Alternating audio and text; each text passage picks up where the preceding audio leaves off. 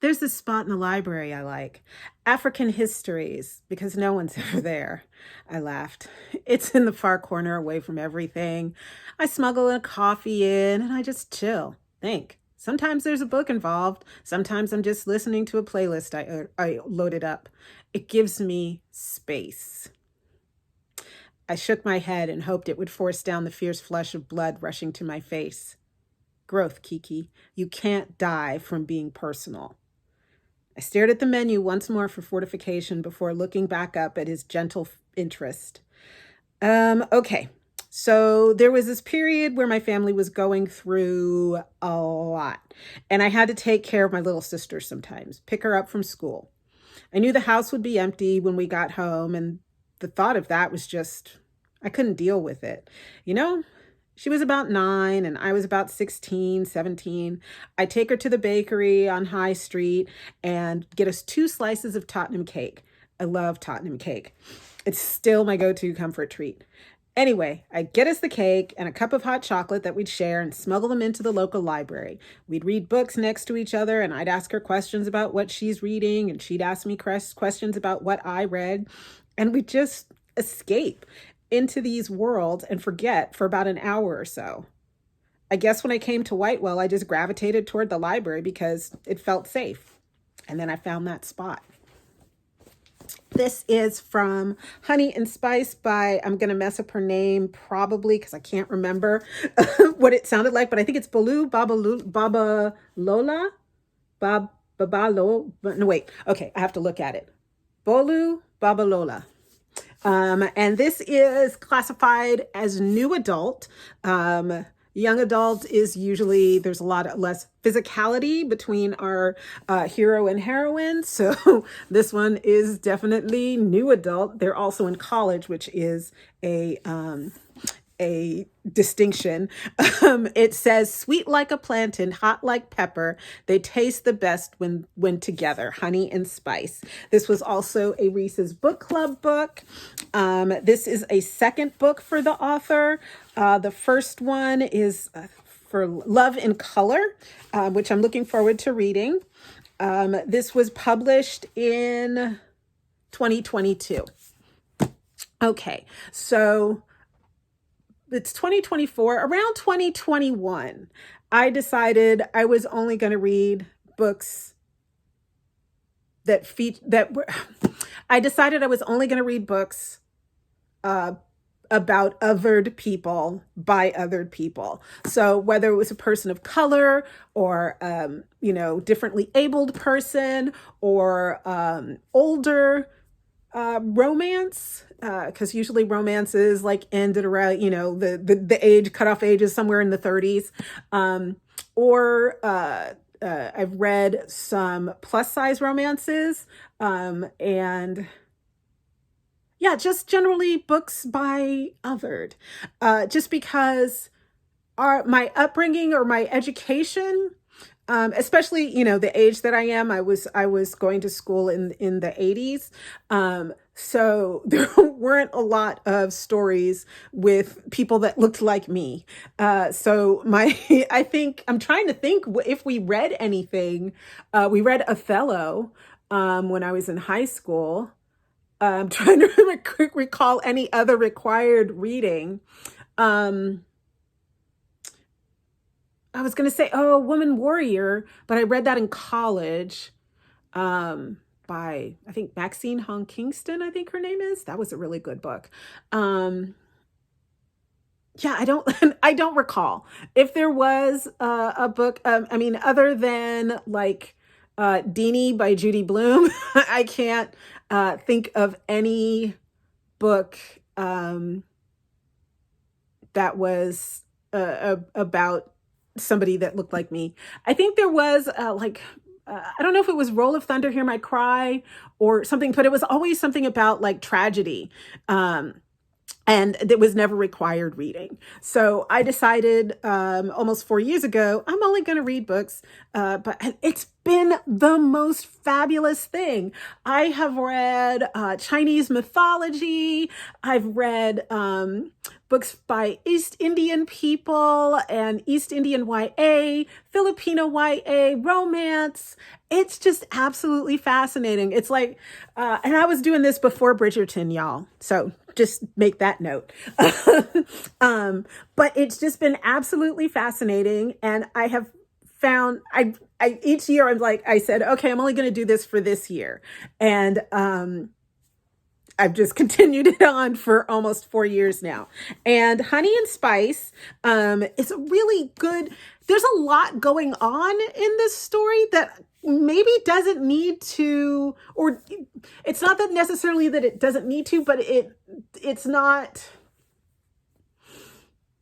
focused on enough. So like there's some trauma that happens to our protagonist, and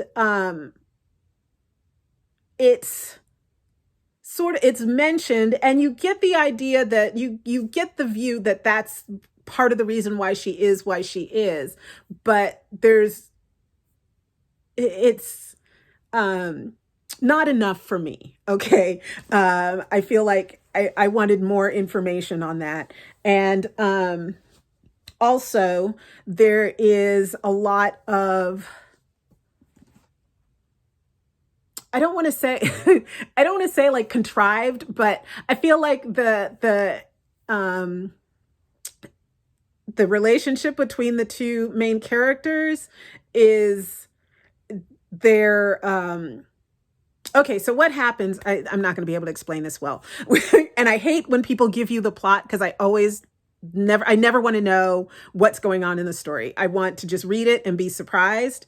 So I'm going to try. I'm going to try really hard. So we have our protagonist, who is Kiki. She is, this is set in somewhere in the UK, at a school called, I think, Whitewell. And Kiki is, I believe, from Ghana. I'm not sure. I believe our two characters are Ghanaian, Brit. I don't know what we call them here, but in the UK, like instead of African American, I don't, Ghanaian or African Brit. I don't know. Anyway, she is that it's a predominantly white school, and she runs or she has a radio show where, and they've created this the students there have created like their own little community within Whitewell College called Blackwell.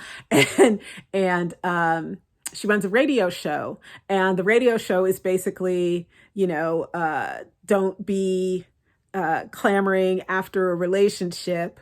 You can just, be like a guy, use them for a relationship, or not for a relationship, use them for sex and get what you want and move on. And because you got stuff to do.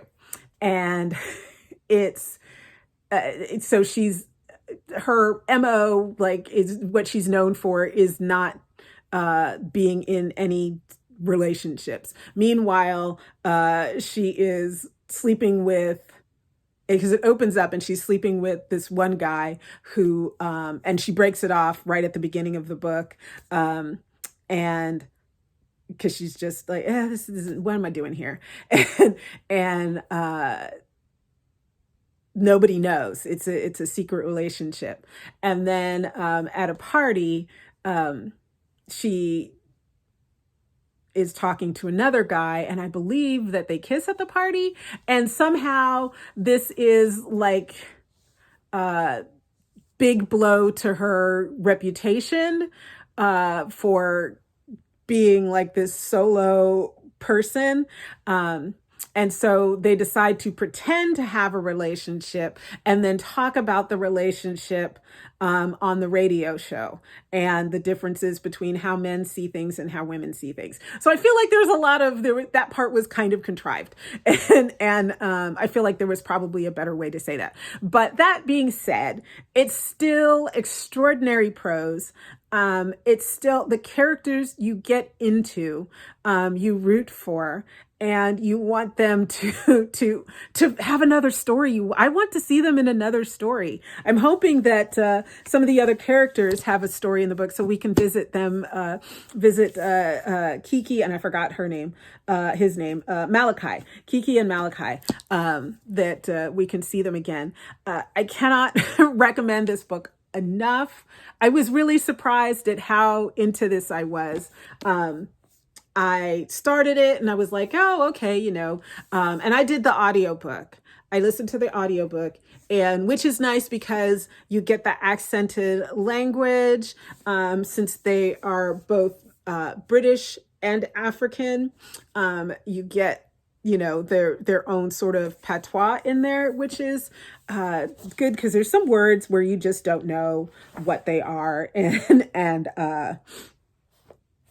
that's you don't know, you're worried how to pronounce them, and that gives you a nice little bonus. But yeah, this was just, I really enjoyed this, and so far I will eventually let this book go, but I think I want to read it one more time, so I'm hanging on to it for the time being. But I'm always open to book suggestions. So if you have a book that you think is a good one for me to read, you can go ahead and pop it in the comments. My TBR is so long. I don't know when I would get to it, but I would try. I would try really hard. So let me know. And if you go out and read Honey and Spice, you can let me know how you enjoy it. If you're reading it for the spice alone, there is spice in here, but it's a slow burn. And I don't think, I was looking just before I started this. I don't think we did the do, if you know what I mean. I mean, we got close to doing the do, but I don't think we actually did the do. And it's fine. You're not missing anything. You're not like, oh, well, it's just, yeah, I just really enjoyed this. So, Honey and Spice by Bolu Babalolu. Why can't I say her name? Honey and Spice by Bolu Bobalola.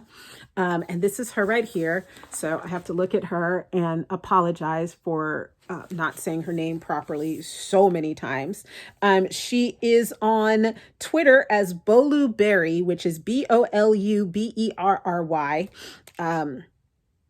And it says in 2016, she was shortlisted for Fourth Estate's Before Me competition. I don't know what that is, for her short story, Netflix and Chill, a hilarious tale of teen romance.